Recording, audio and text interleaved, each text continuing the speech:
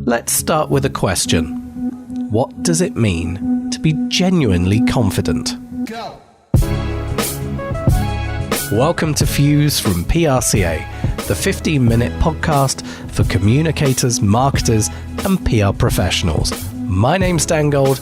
Aisha Lett is on a work trip right now and therefore will not be here for our usual chat before the interviews. On today's episode, Aisha speaks to Jane Constantinis about confidence and communication. So happy to talk to you here today as we talk about confidence, and we talk about it in the context of your industry and what you're doing. So just tell us very, very briefly what you do. What I do, essentially, is empower other people to become skillful and confident communicators. And I use the, 27, I'll say that quietly, shall I, years that I have spent in front of a camera, a microphone, an audience, and of course, in recent years, a laptop screen, honing my skills and learning so much about really practical ways to improve skills and confidence. And it is my absolute passion and my absolute joy to pass on everything I've learned in these 27 years. So you talk about confidence. Confidence is something that I think, especially us in the communications field, is something that we need, to convey. How do you tackle it? How do you try to build or instill confidence in your clients? Well, I'd say that being a confident communicator actually is the most important life skill. I don't think it matters what industry you work in or whether you don't work at all. I do some work in schools. I start them early. I like to get my hands on them as young as possible to help them develop their communication skills. I mean, if you think about it, every single day there are multiple occasions, instances when you, and Malcolm Gladwell puts this beautifully in Outliers. He talks about communication being the way you get what you want from the world. And of course, we mean that in a positive way, not a creepy, bullying, manipulative way.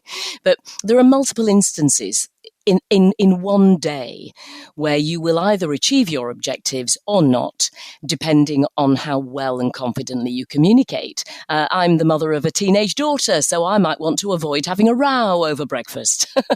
I might have the wrong ticket on a train. I might want to send the chips back and get a refund because they were cold. And many other instances all through our lives where it's important that we are skillful communicators. But you are absolutely right. In the PR and communications industry, this is not a nice to have. This is an absolutely essential business tool. And it comes up, what I've noticed, interestingly, I'd say in the last 5 years, the word communication comes up again and again in, for example, people's performance reviews. And it didn't used to be. It used to be considered a sort of soft skill, a nice to have. Now it's a career imperative. When I think of confidence as well, I think about authenticity, especially in communications. And in a lot of my roles and a lot of trainings that I've done, I've always spoken about authenticity and the need to be an authentic communicator and being your authentic self. Tell me, how do you see these two marrying together? Confidence and authenticity. What's your formula? You are absolutely right. And it's a word that I introduce to every training session very early on, because I fear that people think what I'm going to do to them is tell them how to speak exactly and what gestures to use, and that they're going to go back into the office or they're going to go to the next meeting and people will be going, oh, what's happened to Aisha? Why is she speaking in that very strange manner? It is absolutely 100%, as you described, about remaining authentic. And another phrase I like to use is, well, a word, version.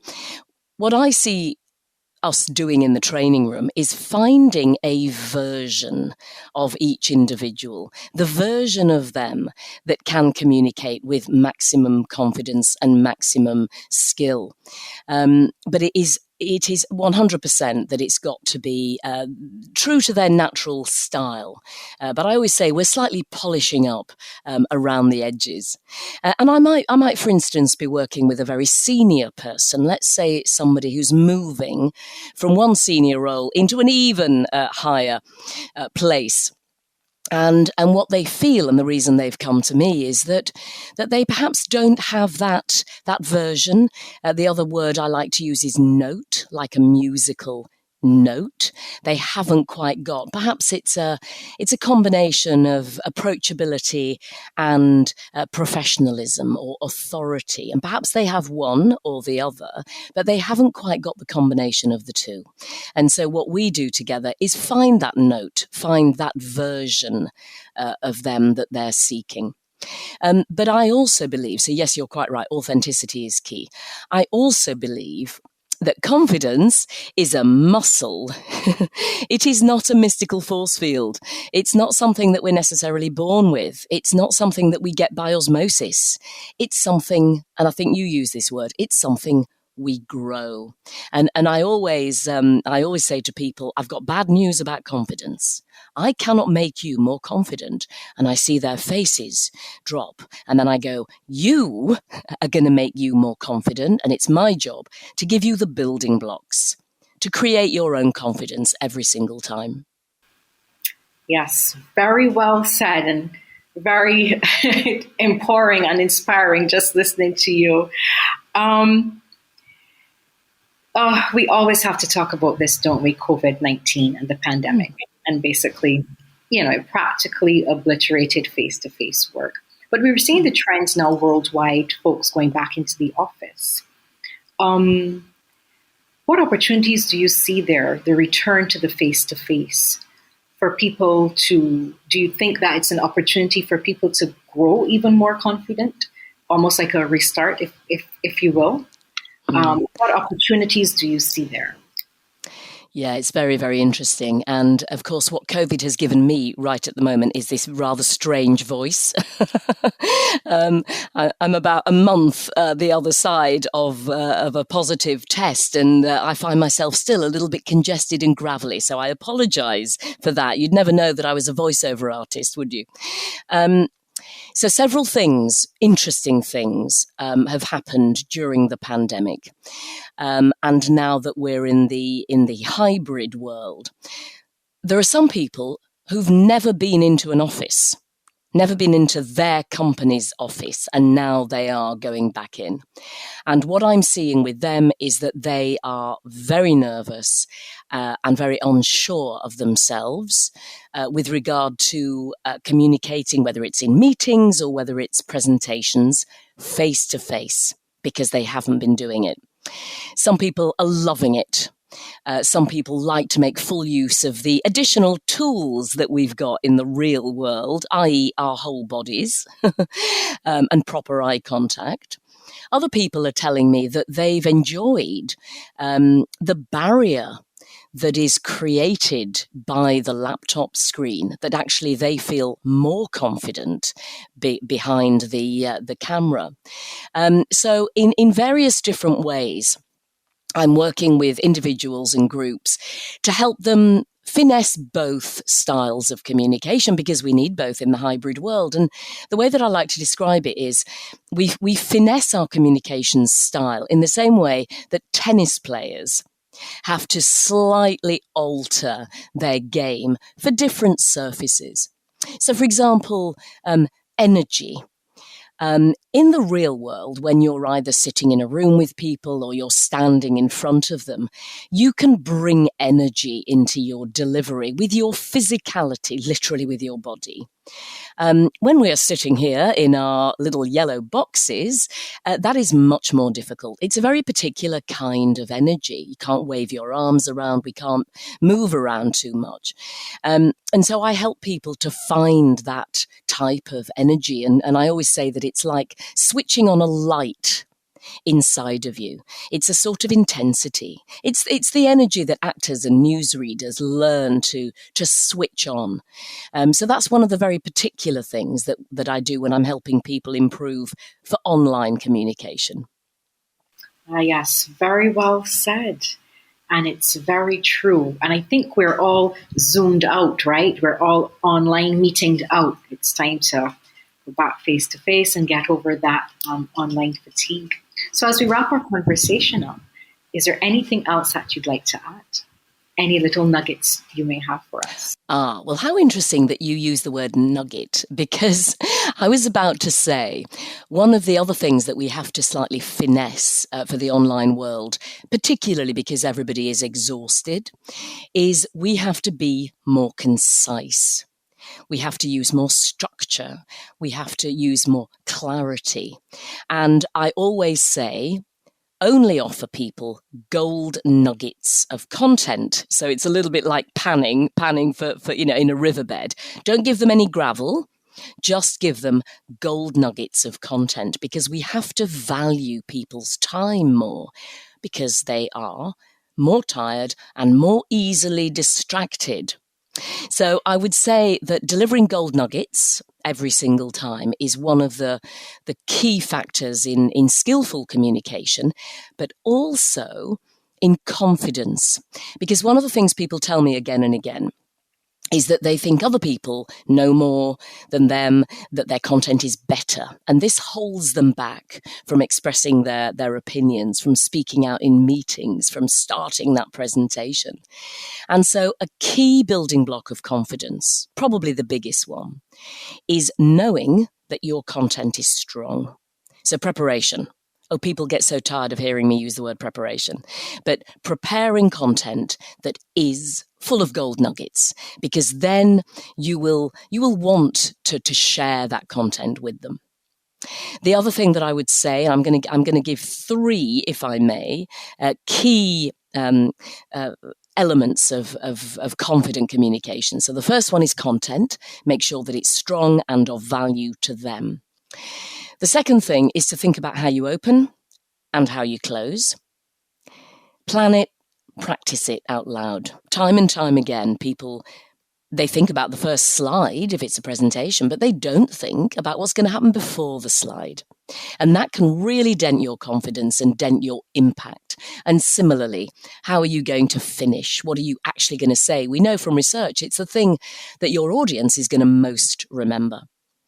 And then the other thing that I want to mention very, very briefly is a category of words that are very, very damaging for our credibility. And that then in turn dents our confidence. And I've nicknamed these words and phrases Jenga. And people will be thinking, yes, Jenga, we played that in lockdown. You know, the tower, did you play it? Yeah, the tower of bricks, you push them out, whole thing collapses. If we overuse these words, our credibility and our confidence collapses, because they make us sound hesitant. They are filler words and phrases, and they include kind of, sort of, you know, like, obviously, and then we have the double kind of like, and the real naughty Jenga 4-letter word is just, particularly at the beginning. Can I just come in on what Peter said? If you start your contribution to a meeting, it diminishes the power of what you're going to say. I'm just going to talk to you for a little bit about communication. Belittles, diminishes the power of the content. So if people want to do a DIY building block of confidence, I would say those three things are key. Make sure that your content is really valuable to them, not you. Otherwise, it's a nugget for you. Think how you're going to open, think how you're going to close, and avoid and eliminate those Jenga words and phrases. That was so beautiful and so useful, Jane. I mean, even for myself, going forward, I definitely will keep those in mind. And I'm sure all of my fellow communicators and marketers who are tuning into this podcast will definitely walk away with that. Any last words before we close out this interview? A reminder that confidence is a muscle. It does not matter whether you were born with confidence, perhaps you've had a dip in confidence, perhaps external factors have dented your confidence. Whatever age, whatever stage in the career, we can start to build more confidence in really, really practical ways. So never think that it's too late. Never think, oh, I wasn't born an extrovert. Introverts can be fantastic communicators. So make a start today and put those building blocks in place. Yes, thank you very much, Jean. This was a wonderful time talking to you. I wish we had more time. Me too. Episodes, yes, are very brief and, as you pointed out earlier, concise. So we have to wrap it up here. So thank you very much. And I wish you personally a whole lot better. I also wish COVID to go, right? And that's just... we all wish COVID to go, yeah. Well, listen, thank you very much for having me. It's been a pleasure. Thank you so much, Jean. Take good care. Thank you for taking the time to listen to this episode of Fuse, and a big thank you to Jane and Aisha. If you want to find out more about this production, you can visit prca.org.uk/Fuse, where you can also watch all of these episodes for free. Please do share these with your friends and colleagues.